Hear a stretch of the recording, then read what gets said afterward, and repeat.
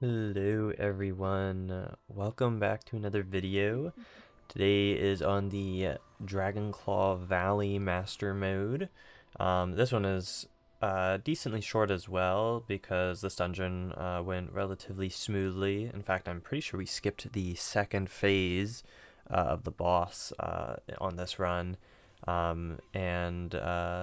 Yeah, I've been doing all of the raids as well. In fact, I have recordings for them.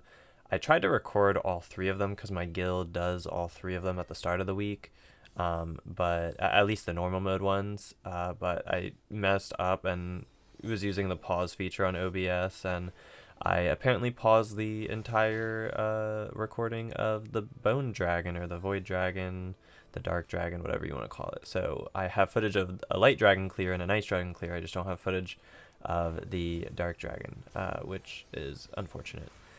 So I might try to get footage of that just to put that in, but otherwise, the raids have been really fun. But in particular for this dungeon, this mechanic's really funny actually. Yeah, so I've talked about that in a previous video with the whole tornado thing and how it looks like it's telling people to stack in the middle of it, but it's actually not a stack, it's just showing where the tornadoes are going to go.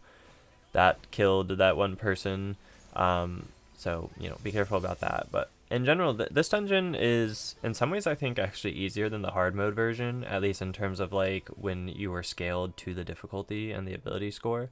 Because there's not as many, like, at least I feel like the range don't hit as hard. Now, it could be that we're just over geared and whatnot, but it just doesn't feel like there's as much, like, notable ranged mobs to clear, or at least they don't feel like they hit as hard.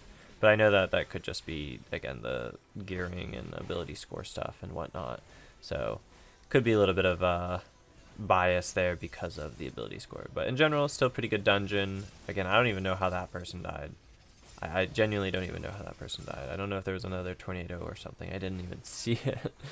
Uh, but otherwise, still pretty good clear here. And I do have video recording as well for Dark Mist Fortress already. So I basically have recordings for all the rest of the content in the game so far. And technically, that is all of the content for Season 1. Like, yes, we are going to get Master Mode, 6 and up for the dungeons, but they're not, like, really that new. There's not going to be, like, new paths for the dungeons or new mechanics for the boss, as far as I'm aware. Nightmare raids, I think, are where you can see maybe most of the adjustments, because some of the some of the mechanics in Light Dragon that I've seen people talk about, I actually have not seen in a hard mode. Like there was one for one of the light barrier scatter or focus moves where a tank buster also goes off at the same time, and I haven't actually seen that happen because the idea is that like the tank actually has to pop an invuln skill and just take the barrier with the invuln, and then take the tank buster alongside it. But I haven't seen that, and I haven't seen like the spreads either, where like when you teleport through, people have to spread. I think the only thing I've seen with the light barrier is that sometimes a party stack mechanic happens afterwards, but that's it. Also, there's some my gliding skills there. Hope you liked that. I have a really good glide on Towering Ruins as well. If you get like an early investigation clear, I can basically fly all the way from the top of like the last stairwell just straight to the boss entrance. So I think my flying is pretty decent. But yeah, in general, we're not really going to see anything like super new. I would say the Nightmare Raids would probably be the newest thing. Obviously, we'll have level 80 gear, but the raid level 80 gear believe is still the same set effect, so not really anything different there. I guess there'll be like again the level 90, level 100 weapon, but otherwise, again, we still have basically all of the content now for season 1. It's basically just stat increases, which can help your class work more properly. Um, and speaking of that, again, you probably had seen in my previous videos, I played Concerto quite a bit more. I am definitely liking Concerto a lot, and I think I might start investing books into it because I've already got 2 tier 6 abilities on Lifebind and then like 3 tier 3 skills that are basically just like some damage skills. So like all the important stuff is already tier 6, so I might just start putting books into my Concerto to get that up.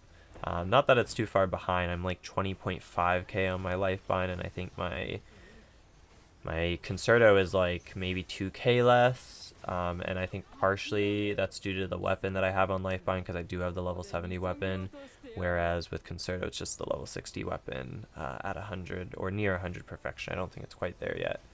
But I think the skill books will help probably push it to 19k, and I'll feel pretty comfortable with that. But yeah, as you can see, skip phase 2, already done with the boss. Pretty easy, clear, very few deaths. In fact, all of the deaths were just on the mobbing phase.